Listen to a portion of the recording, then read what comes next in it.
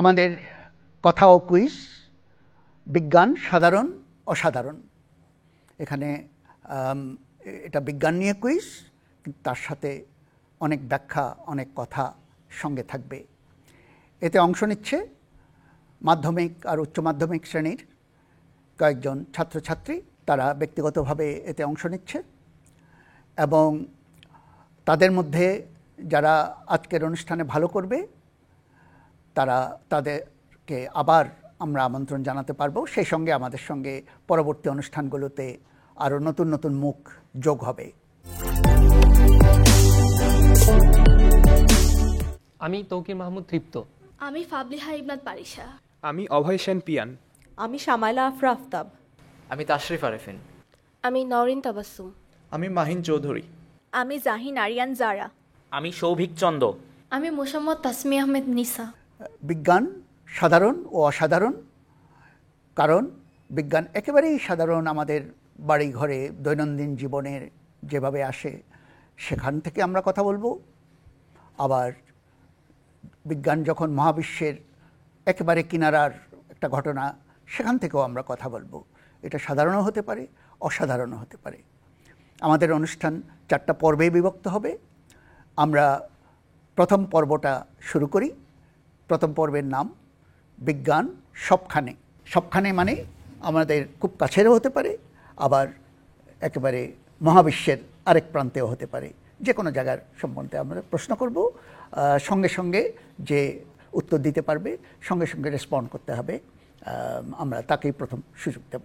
আমাদের প্রথম প্রশ্ন, যে শীতপ্রধান দেশে যেখানে হয়তো দিনের বেলা একটু গরমেই আছে, পানি থাকে, কিন্তু রাতের বেলা এটা বরফ হয়ে যায়, সেটা ফাটলের মধ্যে জমে, গ্রানাইট পাথর, শক্ত পাথরের মধ্যে এটা জমে। কিন্তু দেখা যায় যে রাত পার হয়ে গেলে সেই পাথর কিছুটা ফাটল ধরেছে পাথরে। তারপর এরকম পরের দিন দেখা যায় একই কাণ্ড আবার হচ্ছে, সেখানে পানি জমেছে, আবার ফাটল ধরেছে। এই ফাটল ধরতে ধরতে শেষ পর্যন্ত গ্রানাইটের মতো পাথরও গুঁড়ো গুঁড়ো হয়ে যেতে পারে। তার কারণ কি? শ্যামলা বলবে। পানি 4 ডিগ্রি সেলসিয়াস তাপমাত্রায় সর্বনিম্ন আয়তন ধারণ করে। তো যখন এই ধরনের শীতপ্রধান দেশে সূর্য ওঠে, বরফ গলে পানি হয়ে যায়, তো তখন আয়তন সাধারণত একটু কমই, 4 ডিগ্রি সেলসিয়াসের আশেপাশে থাকে, তো আয়তন কম থাকে। কিন্তু যখন শীতপ্রধান দেশে সূর্য অস্ত চলে যায়, তখন পানির টেম্পারেচার 4 ডিগ্রি সেলসিয়াসের নিচে নামতে থাকে। আমরা জানি হচ্ছে 4 ডিগ্রি সেলসিয়াসের নিচে এবং 4 ডিগ্রি সেলসিয়াসের উপরে পানি এবং বরফের আয়তন ক্রমাগত বাড়তে থাকে। এই জন্য যখন শীতপ্রধান দেশে রাতের বেলা ওই পানিটা যখন বরফ হয়ে যায়, আয়তনও বেড়ে যায়। তো যে গ্রানাইটের মাঝখানে যে ক্র্যাকগুলো ছিল, সেগুলো ধীরে ধীরে বড় হয়ে যেতে থাকে। এবং আমরা যেহেতু ঠিক আছে শ্যামলা, তোমার প্রশ্নের উত্তর ঠিক আছে। তবে আমার মনে হয় যে ধীরে ধীরে কথাগুলো ঠিক না, এটা প্রচণ্ড চাপ সৃষ্টি করে। কখনো কখনো বিস্ফোরণের মতো হতে পারে, যে একেবারে ফাটায় ফেলে যেটা।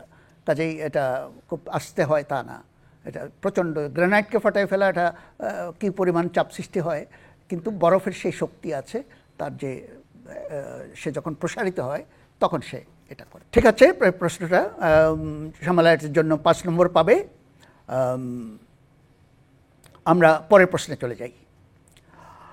আমরা যখন একটা সিঙ্গারা গরম করতে চাই, তখন তাওয়ার উপর দিয়ে, চুলার উপর দিয়ে, বা একটা অর্ডিনারি যে ওভেনগুলো আছে সেখানে দিলে অনেক সময় উপরটা বেশ হয়ে যায়, অনেক সময় সেটা কালো হয়ে যায়, কয়লা হয়ে যায় রীতিমতো, কিন্তু ভেতরে আলুটা ঠান্ডা থেকে যায়। কিন্তু সেজন্যেই অনেকে মাইক্রোওভেনে কাজটা করতে চায়। কেন মাইক্রোওভেন? তৃপ্ত। আমরা যখন তাওয়ার উপর দিয়ে সিঙ্গারা গরম করি, তখন তাপটা হচ্ছে আমাদের পরিবহন পদ্ধতিতে, অর্থাৎ সিঙ্গারার উপর দিকে যেতে থাকে।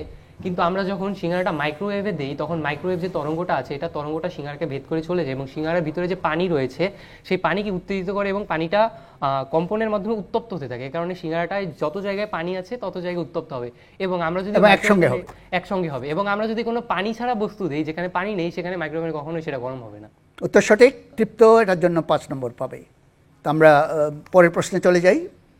2021 সনে জেমস ওয়েব যে স্পেস টেলিস্কোপ, এর আগে হাবল টেলিস্কোপ ছিল, নতুন টেলিস্কোপ গেল, সেটা কিন্তু অদ্ভুত সুন্দর ঝকঝকে ছবি, একেবারে মহাবিশ্বের কিনারা অসম্ভব দূরে, যত দূরে সম্ভব আসতে লাগলো।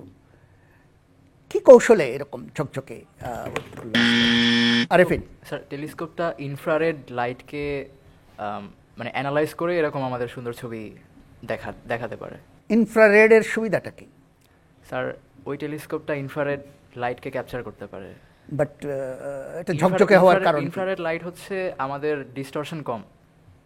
না, আমি ঠিক আছে, আরফিন অনেকটা বলেছে, আমি একবার সুযোগ দেব, এটা অতিরিক্ত যদি কিছু বলার থাকে।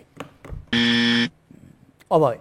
স্যার, আমরা জানি যে মহাকাশের মধ্য দিয়ে যখন আলোক তরঙ্গ যায় সেখানে একটা শিফট হতে থাকে, আর কি রেড শিফট হতে থাকে, এটাকে রেড শিফট বলে। তো যখন দূর দূরান্তের প্রান্ত থেকে, ইউনিভার্সের প্রান্ত থেকে যখন লাইট আসে তখন সেটা রেড শিফটেড হইতে হইতে তরঙ্গ দৈর্ঘ্যটা বেড়ে যায়। তো আমরা যখন জেমস ওয়েব স্পেস টেলিস্কোপ অর্থাৎ JWST ব্যবহার করি, সেখানে আমরা ইনফ্রারেডটা ক্যাপচার করতে পারি। এবং এই ইনফ্রারেডটা আমরা আর কি, এবং এই জেমস ওয়েবের আকারটা অনেক বড় হওয়ার কারণে খুব বেশি পরিমাণে আমরা ইনফ্রারেড তরঙ্গটা ক্যাপচার করতে পারি, এবং সে কারণেই ছবিটা অত্যন্ত ঝকঝকে। উত্তরের এই অংশটা খুবই সঠিক, কারণ আমাদের মনে রাখতে হবে যে আমরা মহাবিশ্বের অনেক কিনারার কথা বলছি, সেখানে যেতে যেতে ওয়েভ লেন্থটা, যে তরঙ্গ দৈর্ঘ্যটা অনেক বড় হয়ে যাচ্ছে এবং ইনফ্রারেড রিজিয়নে চলে যাচ্ছে, এবং সেটা ধারণ করতে হলে আমাদের ইনফ্রারেডের জন্য তৈরি হয়। আমরা এটার জন্য প্রথম জনকে 2 এবং অভয়কে 3। আমরা পরের প্রশ্নে চলে যাচ্ছি। আমাদের এখন অনেক অস্তিত্বের সংকট। তো একটা অস্তিত্বের সংকট হলো জীববৈচিত্র্যের বিনষ্টি, কারণ এই মানুষ বুদ্ধিমান হওয়ার পর থেকে, বিশেষ করে আধুনিক যুগ আসার পর থেকে জীববৈচিত্র্য সাংঘাতিকভাবে চলে যাচ্ছে, কিন্তু তাতে আমরা সংকটে পড়ব কেন? শ্যামলা বলতে চাই এটা। আমরা যে এই পরিবেশে বসবাস করি, আমরা একটা বাস্তুসংস্থানের মধ্যে বসবাস করি। আমরা প্রত্যেকটি জীব একে অপরের উপর নির্ভরশীল। আমরা সূর্য থেকে যে আলো পাই সেটা দিয়ে উদ্ভিদ খাদ্য তৈরি করে, সেই খাদ্য খায় হচ্ছে তৃণভোজী প্রাণীরা। সেই তৃণভোজী প্রাণীদেরকে আমরা মানুষ খাদ্য হিসেবে গ্রহণ করি, এবং অন্যান্য প্রাণীরাও গ্রহণ করে। ওই প্রাণীদেরকেও আমরা খাদ্য হিসেবে গ্রহণ করি। প্রত্যেকটি জীব যে আছে, প্রত্যেকেরই এই বাস্তুসংস্থানে তাদের স্বতন্ত্র ভূমিকা আছে। এমনকি ছোট্ট যে কীটপতঙ্গ, তাদেরও ভূমিকা আছে। তারা যে শুধু খাদ্য হিসেবেই নয়, বরং আমাদের মাটির উর্বরতা বৃদ্ধি থেকে শুরু করে অনেক কাজেই ওদের ভূমিকা আছে। তারপর আমরা যাদেরকে হচ্ছে আবর্জনা ভোগ প্রাণী যাদেরকে বলি, তারাও আমাদের পরিবেশের একটা অত্যন্ত গুরুত্বপূর্ণ অংশ। তারা পরিবেশের ময়লা খেয়ে আমাদের পরিবেশ পরিষ্কার রাখে। তো এরা যদি না থাকে, আমাদের যে বাস্তুসংস্থানের যে সম্পূর্ণ যে চক্রটা, আমরা সেটা থেকে ঠিক আছে শ্যামলা, আমার মনে হয় তুমি যথেষ্ট উত্তর দিতে পেরেছো, এবং এটার জন্য শ্যামলা 5 নম্বর পাবে। এখানে একটা জিনিস মনে রাখতে হবে যে আমাদের নিজেদের খাবারগুলো কিন্তু সেখান থেকে আসছে, আমাদের নিজেদের ওষুধগুলো জীববৈচিত্র্য থেকে আসছে। এবং আরেকটা জিনিস হলো যে জীববৈচিত্র্য নষ্ট হলে আমরা কিন্তু বন্য প্রাণীদের কাছাকাছি চলে যাচ্ছি। যেমন হাতি এখন আমাদের গ্রামে চলে আসছে, এবং হাতি এসছে বোধহয় খুব অসুবিধা হবে না, কিন্তু অনেকের জন্য অসুবিধা হবে, কারণ এই যে এইডস রোগটা এসছে সেটা কিন্তু বন্যপ্রাণী থেকে এসছে, এবং এই করোনা ভাইরাসটাও কিন্তু তাদের সাথে যখন আমাদের মাখামাখি হয়ে যাবে, তখন কিন্তু প্যান্ডেমিক ইত্যাদি বেড়ে যাবে। তো আমরা পরের প্রশ্নে চলে যাব। ইন্টারনেট আমাদের বহুদিনের পরিচিত, কিন্তু একটু কম পরিচিত হলো internet of things. Internet of things জিনিসটা কি? মাহি। ইন্টারনেট অফ থিংস বলতে বোঝাই হচ্ছে সমস্ত ডিভাইসকে ইন্টারনেটে আওতাভুক্ত করা, অর্থাৎ বাসাবাড়ির সমস্ত ডিভাইসকে ইন্টারনেটে আওতাভুক্ত করার মাধ্যমে আমরা বিশ্বের যে কোনো স্থান থেকে এগুলো নিয়ন্ত্রণ করতে পারবো। এটা ইন্টারনেট অফ থিংস এর মাধ্যমে করা হয়। এতে উপকারটা কি হবে? যেমন আমরা এটা স্মার্টলি নিয়ন্ত্রণ করতে পারবো, এবং আমাদের অর্থ এবং আমি আবার একটু সুযোগ দিচ্ছি, ও বলেছে মোদ্দা কথাটা বলেছে, কিন্তু যদি কেউ অ্যাড করতে চায় করতে পারে।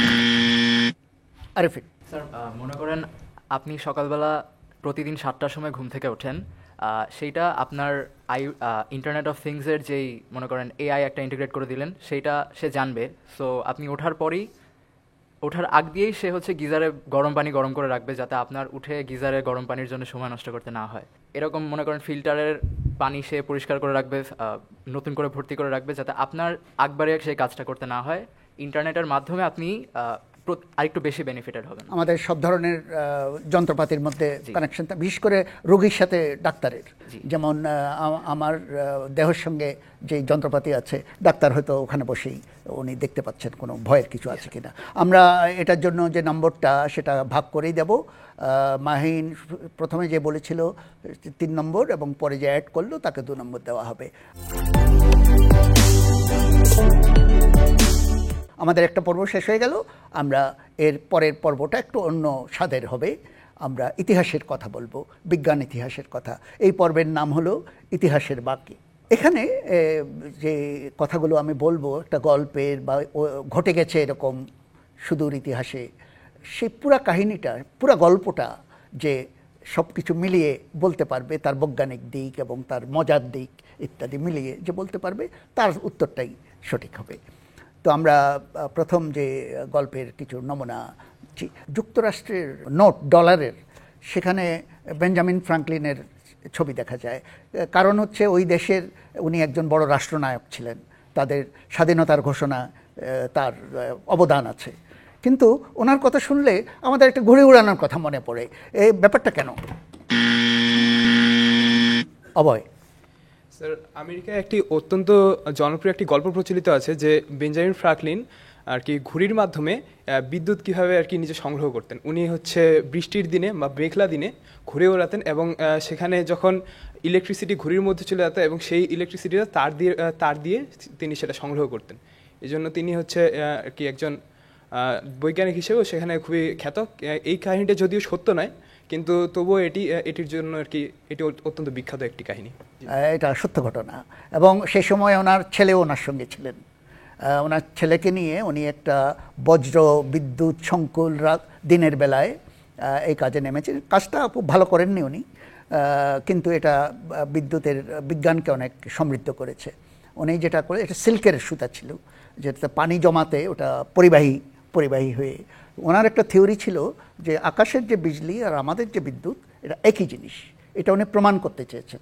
একটা চাবি সঙ্গে ছিল, যেটা সুতার থেকে বিদ্যুৎটা নিয়ে লাইডেন জার বলে এক ধরনের বয়মের মতো জিনিস সেখানে, যেটা ক্যাপাসিটারের মতো, তার মধ্যে রাখা যেত। আমরা অভয়কে 5 নম্বরেই দেবো এটার জন্য। এবং আমরা পরের প্রশ্নে চলে যাব। একজন বিজ্ঞানীও নয়, গবেষক ছিলেন, হাসপাতালে কাজ করতেন। কাজটা হলো পেটি ডিশে নানান রকম হাসপাতালে যা করতে হয় অনেক সময়, জীবাণুর কালচার করা ইত্যাদি। তো ওই সময় ওনাদের কোনো একটা পরব টরব ছিল, তো মাঝখানেই উনি কিছু পেটি ডিশে দিয়ে উনি ছুটি কাটাতে চলে গেছেন। এসে দেখলেন যে অনেকগুলো ডিশ নষ্ট হয়ে গেছে, কীরকম ছাতা পড়েছে। উনি ফেলে দিতে গেলেন, ফেললেন না ফেলার ফলে কি হলো? অভয়।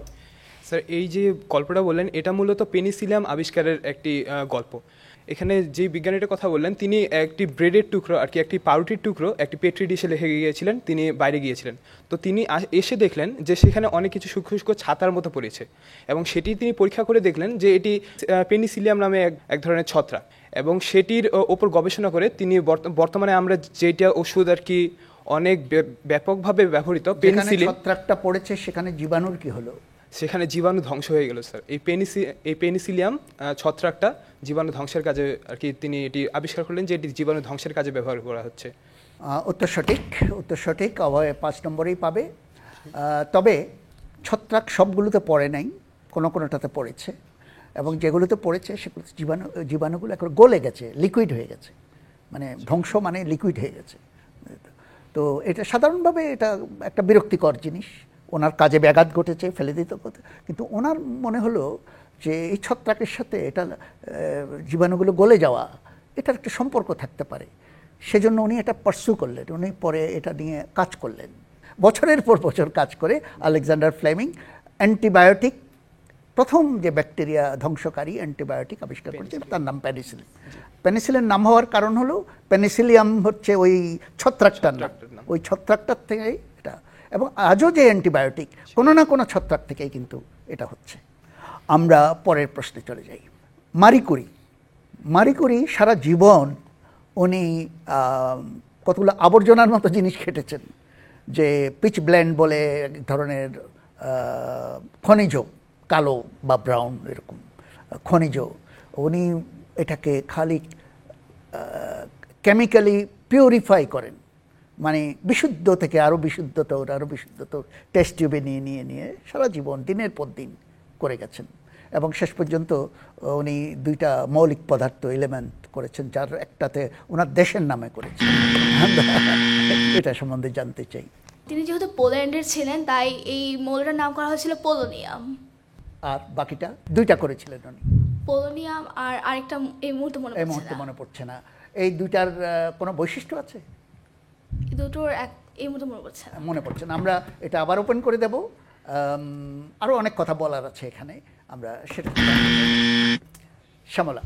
মেরি কুরি হচ্ছে রেডিয়াম এবং হচ্ছে পোলোনিয়াম তেজস্ক্রিয় মৌল আবিষ্কার করেছিলেন, এবং এটা বলা যেতে পারে ইতিহাসে অন্যতম একটা গুরুত্বপূর্ণ মৌল আবিষ্কার, কিন্তু এটা তার জন্য আসলে কালো হয়ে দাঁড়িয়েছিল, কারণ উনি শেষ পর্যন্ত ওই মৌলগুলোর তেজস্ক্রিয়তায় ক্যান্সারে আক্রান্ত হয়ে মারা গিয়েছিলেন।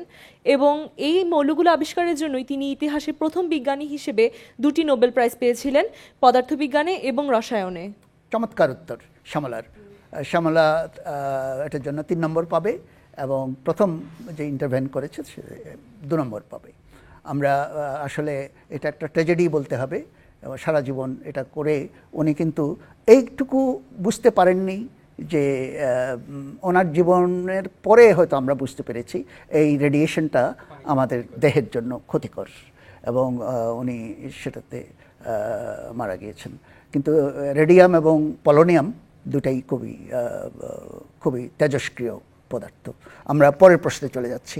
2300 বছর আগে আজ থেকে গ্রিক বিজ্ঞানী দার্শনিক একজন, উনি পরমাণু ব্যাপারটা চিন্তা করলেন, দর্শনের মতো করে চিন্তা করলেন পরমাণু, এবং ওনাদের ভাষাতেই তার একটা নামও দিলেন।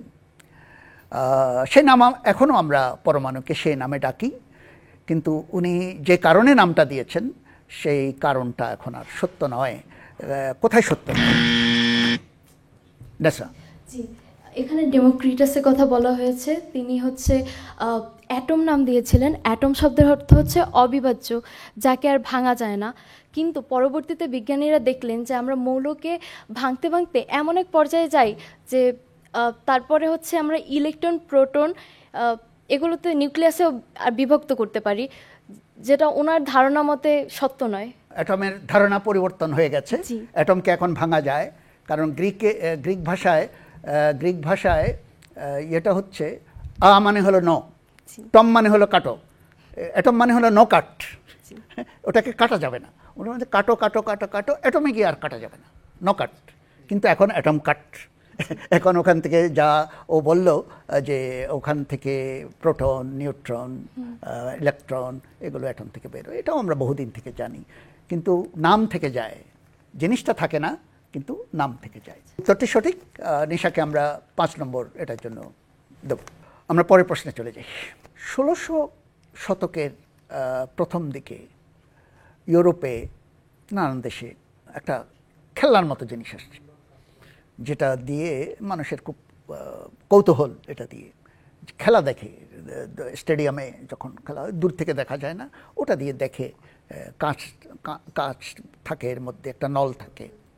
ইটালিতে এক ভদ্রলোক, মাস্টার মানুষ, উনি এটা নিয়ে কিভাবে এটা কাজ করে দেখলেন, দেখে এটা একটু বদলালেন, কাজগুলো উনি নতুন কাজ বানালেন, নতুন কাজ বানিয়ে নলটাকে একটু লম্বা করলেন, করে উনি আকাশের দিকে এটা তাকালেন, তাকিয়ে বলতে গেলে দুনিয়াটাকে বদলে দিলেন।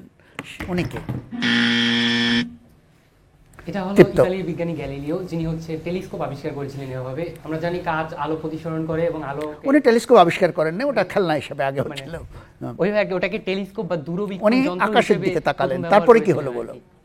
উনি আকাশের দিকে তাকিয়ে লক্ষ্য করলেন যে আমাদের যে অল্প আলো আসছে, এসব অস্পষ্ট, যে আমরা জিনিসগুলো দূর থেকে দেখা যায় না, বাট ওই যন্ত্রের মাধ্যমে দেখতে পেলেন যে অল্প আলোতেও মানে খুব স্পষ্ট প্রতিবিম্ব দেখা যাচ্ছে। এরপর ওটাকে তিনি মানে আকাশ গবেষণা অর্থাৎ মহাকাশ গবেষণার কাজে ওটাকে ব্যবহার করেছিলেন। ঠিক আছে তৃপ্ত, আমি আরও কাউকে সুযোগ দেব, কারণ আমি বলেছি দুনিয়াকে পরিবর্তন করে ফেললেন, শুধু আকাশ দেখে তো আর পরিবর্তন করা যায় না। ঠিক আছে, আমি অন্যদেরকে সুযোগ দেব।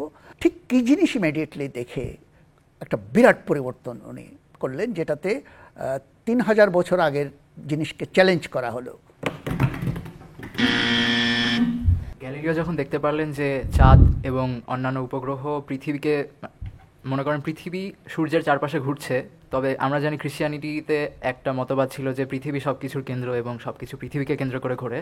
তো এই বিশ্বাস, আমি এটা আরেকজন কাউকে সুযোগ দেব, এটা ঠিক পথে যাচ্ছে না, আবার দিচ্ছি এটা।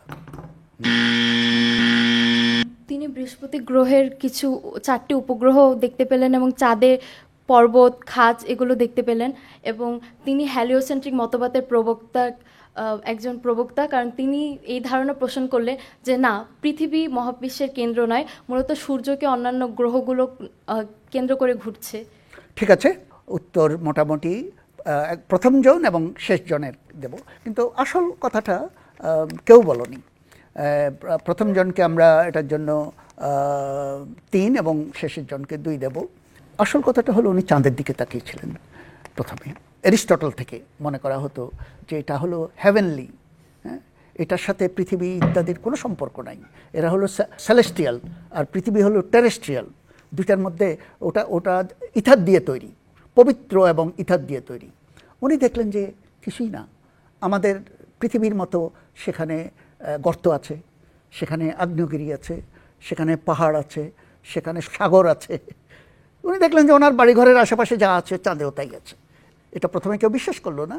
উনি অ্যারিস্টটলকে চ্যালেঞ্জ করলেন এবং সব জ্যোতিষ্ক যে একই রকম, অলমোস্ট পৃথিবীর মতোই, সেটা উনি দেখলেন। পরের পর্বে যাচ্ছি, নতুন পর্ব।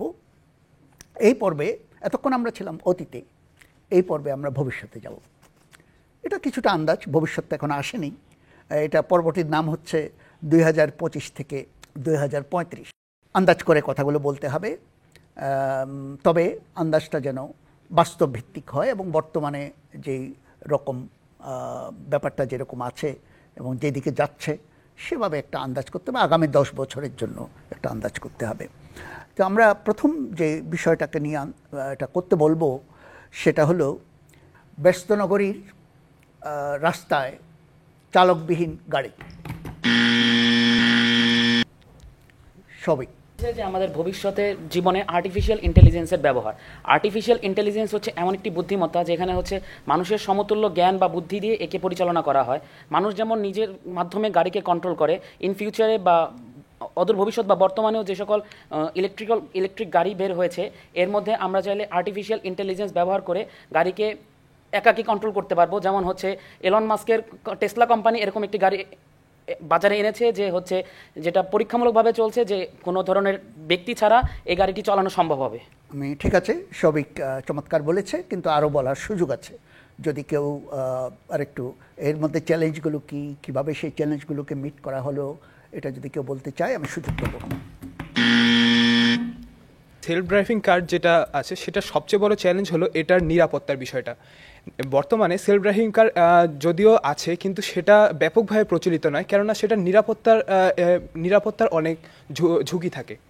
যেমন বর্তমানে ইলন মাস্কের কোম্পানি যে টেসলা যে বের করেছে, সেখানে তারা আর কি ইনফ্রারেড রে দিয়ে না করে সেটা ইমেজ প্রসেসিংয়ের মাধ্যমে তারা আর কি সেলফ ড্রাইভিংটা পরিচালনা করে। কিন্তু ভবিষ্যতে আমরা দেখব যে ইনফ্রারেড সেন্সর দিয়ে ব্যবহার করে যে সেলফ ড্রাইভিং কারগুলো অবস্টিকেল যেগুলো পার করা যাবে, সেগুলো আর কি ইনফ্রারেড প্রযুক্তিটা খুবই উন্নত বর্তমানের ইমেজ প্রসেসিংয়ের চাইতে। তো আমরা ভবিষ্যতে দেখতে পারবো যে এই নিরাপত্তার বিষয়টা ভবিষ্যতে আরও এগিয়ে যাবে। আমরা এই প্রশ্নে নম্বর দেব, তার আগে বলে রাখি দুজনেই বলতে চাচ্ছে যে এটা আসেনি, পরীক্ষামূলক ইত্যাদি। একটু পিছিয়ে আছে দুজনেই, কারণ গত বছর থেকেই যুক্তরাষ্ট্রের এবং চীনের বড় বড় শহরগুলোতে, Los Angeles, San Francisco, Austin টেক্সাসে, অস্টিন, আটলান্টা, সাংহাই চীনে, বেইজিংয়ে, শেনজেনে, বড় বড় বেশ কয়েকটা শহরে রোবোট্যাক্সি চলছে। এটা শুধু টেসলা না, ওয়াইমো বেশি তারা চলছে, এবং যে পরিমাণ নর্মাল ট্যাক্সি চলছে তার কাছাকাছি ওরা রোবোট্যাক্সি বলে, এবং উবার ডাকার মতো ডাকা যায়, মুখে বলা যায়, ঠিক ঠিকানা দিয়ে দেওয়া যায়, সে নিয়ে যাচ্ছে। আশেপাশে গাড়িকে দেখে দেখে একটা গাড়ি চলছে, চালক নাই, এটা সাধারণ দৃশ্য। এখন পথচারীরা দেখে, ভয়ের কিছু নেই। আজ পর্যন্ত কোনো দুর্ঘটনা ঘটেনি, খুবই নিরাপদ, ভেরি সাকসেসফুল। এবং সামনে যদি আমাদের বলতে হয়, এখন হয়তো ডজনখানেক সিটিতে হচ্ছে, তো আমার মনে হয় এই বছর শেষ হওয়ার আগে আগেই অনেকগুলো সিটিতে এটা চলে যাবে, কারণ অনেক সাহস বেড়ে গেছে। আর এটার ইয়েগুলো যে চোখ কান যা আছে সেগুলো কিন্তু নতুন নতুন আসছে, ভালো ক্যামেরা, ভালো লাইডার, বিশেষ করে লেজার যে রাডার, যেটা লাইডার, যখন বৃষ্টির দিনে কাউকে কেউ দেখতে পাচ্ছে না, সেখানে তার অসুবিধা হয় না। সে একটা সাইকেল তার সামনে চলে গেল, সে ওটা দেখে এবং থামে। এবং একটা পথচারী, সে একটা বয়স্ক মানুষ দাঁড়িয়েছে, সে কি নামবে কি নামবে না, এটা তার ভাবভঙ্গি দেখে সে বুঝে ফেলে যে চালকবিহীন। কাজেই এটা এআই এর একটা বিরাট, বিশেষ করে যে জেনারেটিভ এআই, তার একটা বিরাট গুণ। এই একটা জিনিস দেখে আমরা বুঝতে পারি এআই কত দূর চলে গেছে। আমি বলেছিলাম বোধহয় দুজনেই 5-5 করে এটাতে পাবে। আমার পরের প্রশ্নে চলে যাই। জলবায়ু পরিবর্তন রোধে কিছু কাজ হয় এবং তার সমালোচনাও আছে। জিও ইঞ্জিনিয়ারিং, এটা কি জিনিস? শ্যামলা। জিও ইঞ্জিনিয়ারিং মূলত হচ্ছে যেসব স্পিসিস এখন হচ্ছে বিপন্ন পর্যায়ে রয়েছে, তাদেরকে মানে তাদের পপুলেশন বৃদ্ধি করার জন্য জিও ইঞ্জিনিয়ারিং করা হয়। এর মধ্যে একটা অন্যতম জলবায়ু পরিবর্তন রোধের কথা বলছি প্রধানত। জলবায়ু পরিবর্তনের আমাদের একটা অন্যতম বিষয় হচ্ছে যে আমাদের কার্বন ডাই অক্সাইড, পরিবেশে কার্বন ডাই অক্সাইড এবং অন্যান্য দূষিত যে সকল বায়ু আছে সেগুলো হচ্ছে জলবায়ু পরিবর্তনের অন্যতম নিয়ামক।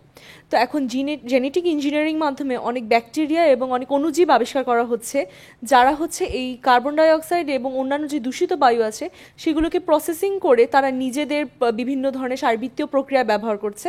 এর মাধ্যমে আমাদের যেমন পরিবেশে গ্রিনহাউস গ্যাসের পরিমাণও কমছে, জলবায়ু পরিবর্তন আমরা রোধ করতে পারছি।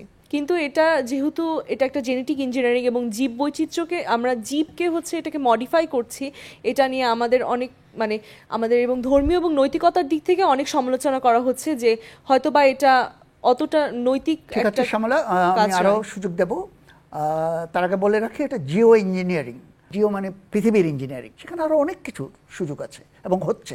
তা আমি সেগুলো দেখার জন্য আবার তৃপ্ত। আমাদের বর্তমানে যে আমাদের যে এনার্জি সোর্সেসগুলো আছে, আমরা এখনও অনেক বেশি পরিমাণে হচ্ছে গিয়ে পেট্রোল বা জীবাশ্ম জ্বালানি এই ধরনের এনার্জির উপর ডিপেন্ডেন্ট। সো এই ধরনের এনার্জির একটা বিকল্প উৎস হচ্ছে আমাদের জিওথার্মাল এনার্জি। তো আমাদের এই জিওথার্মাল এনার্জিকে ব্যবহার করার জন্য আমাদের পৃথিবীতে ঘুরে গভীরে যেতে হয়, এবং এই জিওথার্মাল এনার্জি যদি আমরা কাজে লাগাতে পারি তাহলে হয়তো সাধারণ এটা এনার্জির নর্মাল সোর্স। আমি বলছি যে পৃথিবী জোড়া কোনো একটা কাজ করা, নতুন ধরনের কোনো কাজ করা। আমি আবার সুযোগ দিচ্ছি কাউকে, মনে হয় এই সুযোগ কেউ নিতে চাচ্ছে না। তো ঠিক আছে, এটা আসলে অনেক ফ্রন্টে হচ্ছে। একটা ফ্রন্ট শ্যামলা বলেছে, সেটা হলো আলগি, আসলে ঠিক ব্যাকটেরিয়া নয়, আলগি, যেগুলো সমুদ্রে আলগি জমিয়ে পানিতে অসংখ্য আলগি যেটা অ্যাবজর্ব করে, কার্বন ডাইঅক্সাইড অ্যাবজর্ব করে, সেটা একটা বড় আকারের একটা ব্যাপার। আরেকটা হলো যে আয়না লাগানো, বিশাল আয়না লাগাবে, কি জন্য? সূর্য ইয়েটাকে ডিফ্লেক্ট করে দেওয়া, যে ভূপৃষ্ঠ যাতে ইয়ে না হয়, উত্তপ্ত, সেখান থেকেই তো জলবায়ু পরিবর্তন হচ্ছে, সেটা আয়না লাগানো, ওই পাতলা ফিনফিনে আয়না। আচ্ছা, আরেকটা হচ্ছে যে কৃত্রিম গাছ, বন, শুধু গাছ না, বন, এগুলো আসল গাছ না, এগুলো অনেক ভালো কার্বন অ্যাবজর্বেন্ট জিনিস দিয়ে একটা মাইলের পর মাইল বন করবে, অনেক 10 গুণ বেশি কার্বন তারা অ্যাবজর্ব করবে সেই বন, যেগুলো গাছের দ্বারা সম্ভব না, সেটা ইঞ্জিনিয়ারিং। এখন প্রত্যেকটাতে সমস্যা আছে। এই যে সমুদ্রে যদি আমি আলজিতে ভরে ফেলি, সেটা মাছের উপর কি হবে সেটা চিন্তা করতে হবে আমাদের, সমুদ্রের অন্যান্য প্রাণীর কি হবে। তারপরে আয়না লাগানো, আমাদের সূর্য ঢেকে দিয়ে, মানে এটা তো আরেক ধরনের সমস্যার সৃষ্টি করবে। আর এটার ইঞ্জিনিয়ারিং ইয়েটাও অনেক বড়, চ্যালেঞ্জটাও অনেক বড়।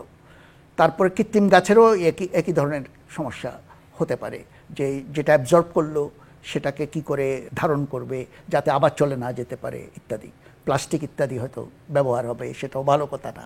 কাজে এখানে একটা মানে দ্বন্দ্ব চলছে, কিন্তু জিও ইঞ্জিনিয়ারিং বোধহয় হতেই হবে কোনো না কোনোভাবে। আমরা দুটো প্রশ্নই শেষ করলাম, একজনেই বলেছে, তাকে আমরা 5 দেব। সর্বশেষ যে পর্ব, সেটা খুব মজার পর্ব, এটাকে আমরা বলছি আজকের লিমারিক। লিমারিক জিনিসটা হলো ছড়া, কবিতা ছড়া আসলে, এবং বিভিন্ন ভাষার ছড়া। এটা 5 লাইনের কবিতাকে বলে লিমারিক, এবং খুব মজার কিছু বলতে গেলে সাধারণত লিমারিকে বলা হয়, এবং বিজ্ঞানের মজার জিনিসও লিমারিকে হয়। লিমারিকের একটা সুন্দর ছন্দ আছে যে 5 লাইনের মধ্যে প্রথম, দ্বিতীয় এবং পঞ্চম একই ধাঁচে, একই ছন্দে, এবং প্রথম দ্বিতীয়তে জিনিসটা ইন্ট্রোডিউস করা হয়, এবং পঞ্চমে গিয়ে সেটার একটা সিদ্ধান্ত, একটা উপসংহার টানা হয়, কনক্লুশন টানা হয়। আর মাঝখানে যে রয়ে গেল 3 আর 4, এটা একটা টিপ্পনির মতো ছোট। আজকে যে লিমারিকটা বলবো এটা বিজ্ঞান সংক্রান্ত, এবং সেখানে বিজ্ঞানের বিষয়টা বলতে হবে এবং লিমারিকের সাথে মিলিয়ে বলতে হবে।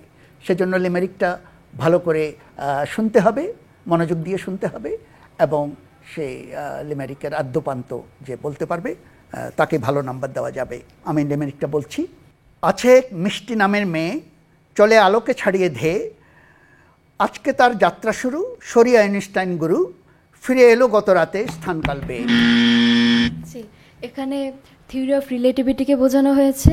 সে মিষ্টি নামের মেয়েটা, সে যদি আলোর থেকে দ্রুত গতিতে চলতে পারে, তাহলে আইনস্টাইনের মতে সে হচ্ছে পাস্টে চলে যাবে, সে কারণে সে গত দিনে চলে আসছে। এখানে মূলত এই টাইম ট্রাভেলটাকে বোঝানো হয়েছে, যদি আমি আলোর থেকে অতি দ্রুত চলতে পারি। খুবই সঠিক। আবার আমরা লিমারিকটা শুনি, তখন ওর কথাটা ভালো করে মিলিয়ে দেওয়া যাবে। আছে এক মিষ্টি নামের মেয়ে, চলে আলোর ছাড়িয়ে ধেয়ে, কথা ঠিক। এবং টিপ্পনিটা কি? আজকে তার যাত্রা শুরু, সরি আইনস্টাইন গুরু, রিলেটিভিটি আইনস্টাইনই করেছেন। আর কনক্লুশনটা কি? ফিরে এলো গত রাতে, আজকে গিয়ে গত রাতে ফিরে আসলো। চমৎকার, 10 নম্বর পাবে। আমরা পরের লিমারিকে চলে যাই। পরের লিমারিক, ওরা দেখবে দেখবে বলে পাড়াপড়শি, হাতে তাদের ম্যাজিক আলো, সামনে সব নস্যি, কোট কামিজ ফুড়ে গিয়ে, চামড়া মাংস তাও দিয়ে, ওই দস্যি দস্যি রঞ্জন রশ্মি। সবিক, এখানে মূলত বোঝানো হয়েছে যে এক্স রে রশ্মি, যেটা হচ্ছে বিজ্ঞানী রন্টজেন আবিষ্কার করেছে, এই রশ্মি যদি কোনো কারো শরীরের মধ্যে প্রয়োগ করা হয়, তাহলে শরীরের অংশ ফুঁড়ে বাইরের দিকে বের হয়ে যাবে।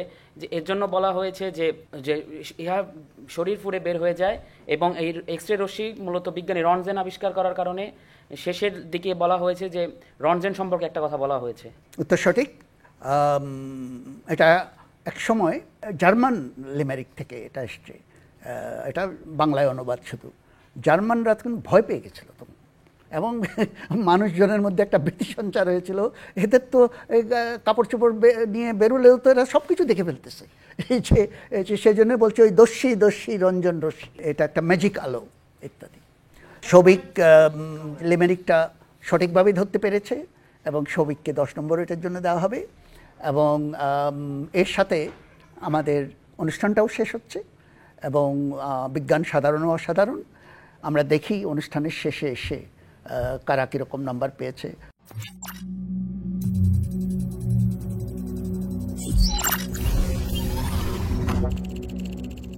কাঁধে কাঁধ মেলানো নম্বর। যারা ওরকম ভালো নম্বরগুলো পেয়েছে তাদেরকে আমরা বিদায় দিতে পারবো না, তাদেরকে রেখে দিতে হবে।